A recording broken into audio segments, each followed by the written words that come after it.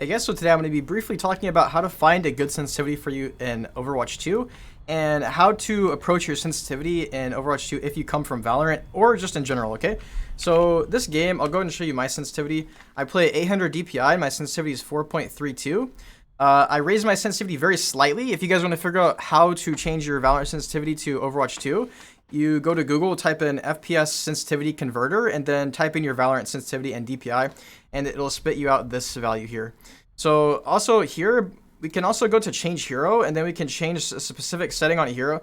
So for example, this is defaulted to like 30%, which is very low in my opinion. So I just raised this, and it's much easier to actually snipe as Widowmaker.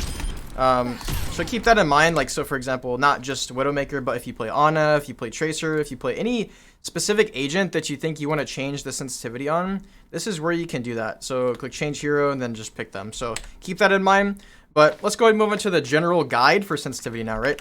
So how do we pick our sensitivity compared to Valorant, right? So again, if you think about Valorant, really you're always going to be facing one area. So if you're facing one area and you're pretty, you know, sometimes people are going to come behind you, sometimes unexpected things are going to happen, and you're going to have to turn around quickly, but it's nothing near like how Overwatch plays, right?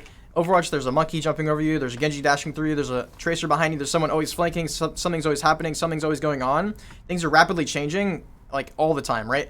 So this game is just a little bit different in that sense, and it's for that reason that I would highly suggest playing at a slightly higher sensitivity. So one little cool tip I like to do for this, so you look at something, like say we're looking at this crack in the wall right here, and so now you place your mouse on the left side of your mouse pad and do one full swipe. And if you notice, I actually go probably like 25-30 degrees more, so this is going to be a full 370 to 380 degrees instead of 360, okay? Or 380 to, yeah, something like that, right? So a little bit extra. And the point I'm trying to make here is my sensitivity is just slightly higher, because in Valorant, whenever I do this, I will just do an exact 360 and stop right here. But here I actually go all the way past. So this is a nice thing you can actually use to test your sensitivity. Of course, this is going to vary for you guys. You're going to have different desk sizes, different mouse pads, and of course different sensitivities. Other than that, guys, that's how you're going to want to pick your sensitivity. You don't have to do this exact rule, but I would highly recommend you kind of like play with it a little bit and figure out what you think is going to work for you. Again, you can take into account what hero you're going to play. So if you're playing like a Genji or a Tracer, you're probably going to have your sensitivity a little bit higher, just because you're going to have to be, you know, dashing and then turning around.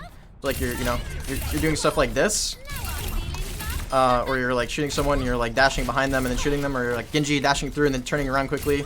So keep that in mind. Or if you're playing like a Mercy, you probably don't really need that high of a sense.